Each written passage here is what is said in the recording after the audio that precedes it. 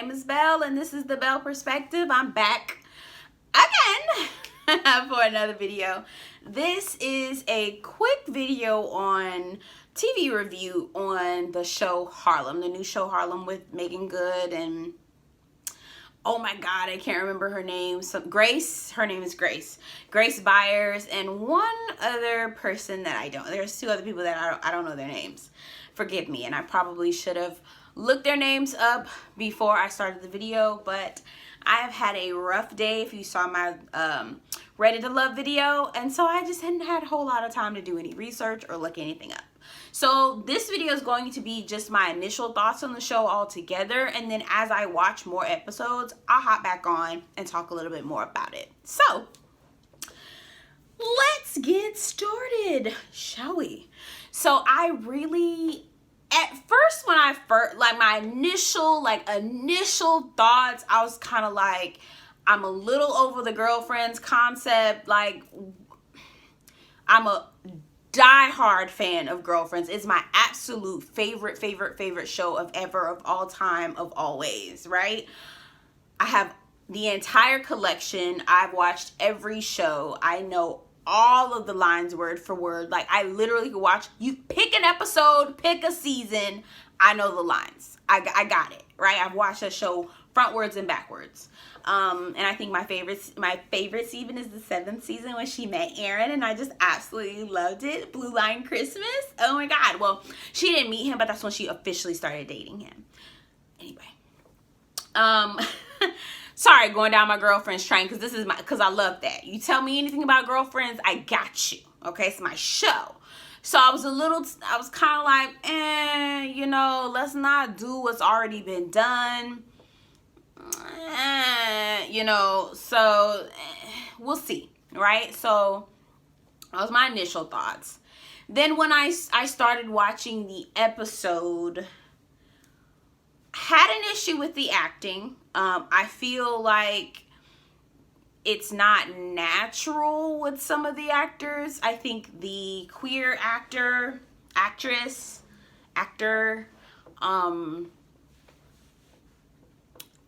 think she, and I hope she identifies, I think she identifies as she. If not, forgive me, you know, whatever you identify with, let me know, comment down below. But I think she identifies as she.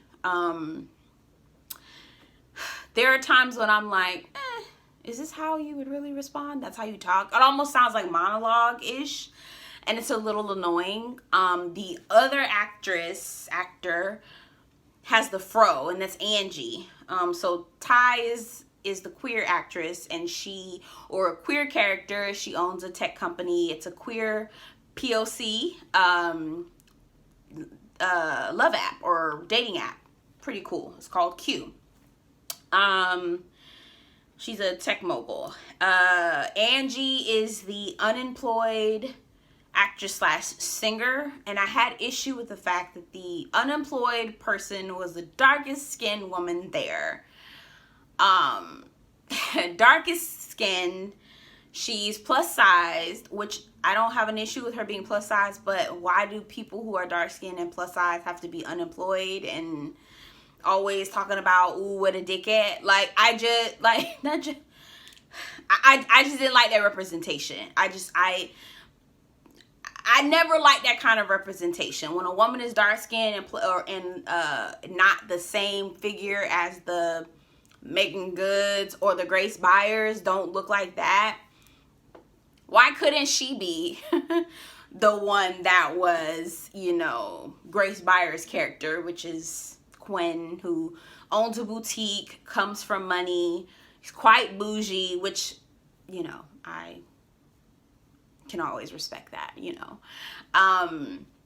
I don't know. I didn't like that. That rubbed me the wrong way. I had to call my sister and be like, girl, did you see this bullshit? Like, I'm seeing they're running some stereotypes up in here. I don't like that. I don't like that shit. My sister was like, give it a chance. Give it a chance. It'll grow on you. And she's right. She's right. It did. The acting, y'all could have left that at home. Megan Good, I feel like acts pretty well. I like that. She's kind of like the awkward girl as well. So it runs synchronous to Girlfriends, but also Insecure as well, right? But more of an Insecure that I can relate to. Black people, when I say this, y'all best not come for me. Do not come for me. I refuse to give up my black card. I earned it. It's mine. But I couldn't get into Insecure, y'all. I couldn't get into it. I could not. I thought it was boring. I thought all the episodes was boring. I did watch season 4, and I only watched it because me and my sister would binge. We would get together on Saturdays and watch it, and unimpressed. I was just like, not to knock Issa Rae. We here for any black woman doing any good thing. We're here for it. So I would watch like the recaps, or I try to watch it in the background. Just, I can, so you can count my viewership, right? But it was boring to me. I couldn't get into it. I was just like, Issa's awkward, but she too damn awkward for me. Like, I'm awkward, but not awkward. Like, I feel like Camille in this show is awkward enough for me, and doing things that I would do, like just the awkwardness of it, right? So her love interest, or the guy that she used to date, is named Ian. Actually, I'm sorry. Megan Good's character, which, by the way, child, did y'all hear about Megan Good and her husband splitting up? That's a shame, because I really liked them. I thought that they were cute together. Child, the people on the internet, child, they so rude to me. Oh, I knew it wasn't gonna last. Anyway, I'm going off on a tangent just to try to make this video a little longer. Going off on a tangent, but people kept saying, they didn't think that she fit in the church world and all of that stuff, and I don't necessarily agree with that. I think that it may have been something internal between the two of them, and again, we would never know, and I'm sorry to hear that happened for the two of them, because I really liked them together. I thought that they were really cute, I just liked them together. But let me tell you something. I would never let none of these bald-headed ass Christians get mad at me. If you want to, I don't give a damn. I would never let none of these bald-headed ass Christians run my wife or my husband off. So if that's the case, if it's the Christians that ran your people off, or your wife off, or whatever, please work it out. However, I did hear that he was the one to file for divorce. It ain't never good when no man file for no divorce, because they usually don't be filing like that. So, ooh, girl, I don't know what happened. Anyway, back to the show. Okay, so, and I'm sorry, Megan, girl, I respect you. You've been in the game for a minute. So, girl, I'm really, wishing you the best. I really, truly am. If you ever watch this video, I wish you the best. Okay, so Megan Good's character's name is Camille. She's an adjunct professor at Columbia, and she's looking to try to get a full-time role. She's having some hard time getting that. So there's a lot of kind of, different moving parts going on. There was a scene in this show when I was kind of going back talking about the awkwardness and how I would be more of that awkward person. There is a part in she's talking to her ex, Tyler Lepley, who's also, what was his name? Diamond. His name was Diamond in P-Valley, which I'm waiting on P-Valley to come back. Oh my God, that is my show. That's my motherfucking show. Down in the valley where the girls get naked. Again, I am too prudish to be getting naked in front of anybody, but what? It's a lot of P-Valley though. Oh. P-Valley, hurry up and come back. Okay. Anyway, back to the show. Back to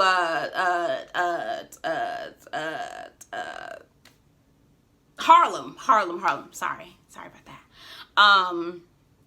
So Tyler Lepley is her ex in the show. His name's Ian, and so she runs into Ian at this god awful engagement party. It was Titanic themed. What the fuck? What? The man dies in Titanic, but okay.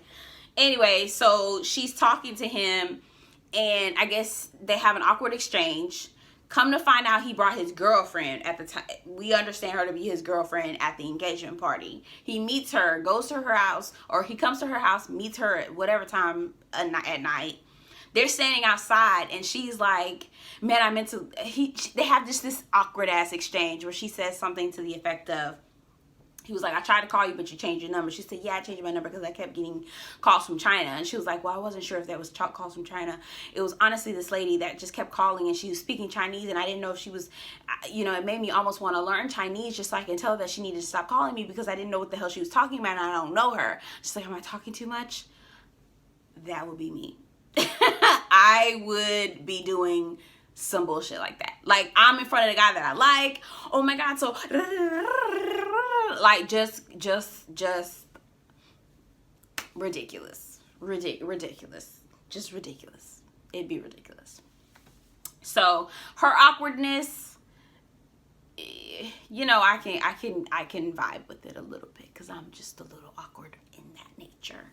Still smooth, but awkward, if that makes any sense. Anyway, so at this point, they're all trying to date. There's a lot of things going on. Let me tell you this funny part of the show. This young boy trying to get with Camille, Megan Good's character. Child, he get to her house and he throw his legs up and want her to eat the booty like grocery. This shit was so funny. I keyed. It was a kiki. It was a whole kiki. I was like, what the fuck? Boy, if you put your goddamn legs down, what the fuck? Anyway, that was funny. What else? Right now, Camille ran back into her ex and found out that he was engaged. He kissed her before he told her that he was engaged. So it's one of those kind of setup things. It's like, really? I hate those scenarios. I hate those situations. He's already trying to blame her and say that you kissed me. It's like, but you're the one that knew you were engaged. Anyway, so I'm at that part. I'm only on the second episode. I do think that it's well written. I just don't necessarily know if I like the execution of the words.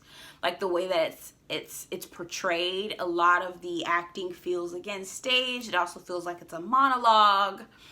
It comes off not natural. The way that Angie speaks sounds like she's talking. I mean, it sounds like she's singing almost. Like it sounds like she's a Broadway actress and she's talking but still singing the way she talks. I don't really know if I'm saying that correctly, but it sounds like she's singing when she talks. And she's a singer. She has a beautiful voice, but it's not called for. And she sounds like that in every time she opens her mouth. Every time she opens her mouth. And it's just like, are you singing? Are you like trying to sing when you talk? Because it sounds like you know, there's no period. It doesn't have there's no unction. It's just, it flows together.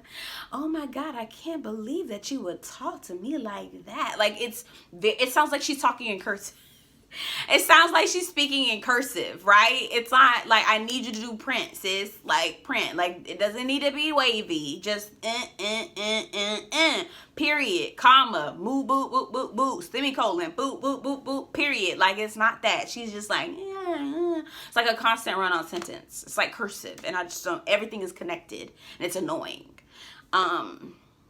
So yeah, it's well written, very well written, but I just don't know if the words and the portrayal is authentic or realistic or believable. But I'm gonna give it a try. Again, we support Black people around here, even if I don't necessarily like it. I don't want them to be like, well, y'all didn't give us the numbers, so we snatching it. No, we support Black people around here. There is another show called Grand Crew, and I love that show. It's dry humor to me. It's kind of like corny dry, but I actually really enjoy it, and it's all Black cast. So I'll probably throw up a review on that show as well, maybe tomorrow or something, because it comes on tonight. It comes on Tuesday at NBC. So check out Harlem. Let me know what you think. Give me your comments down in the comment section. My name is Belle. This is the Belle Perspective. And I appreciate y'all for stopping by. I'll see you in the next one. Good night.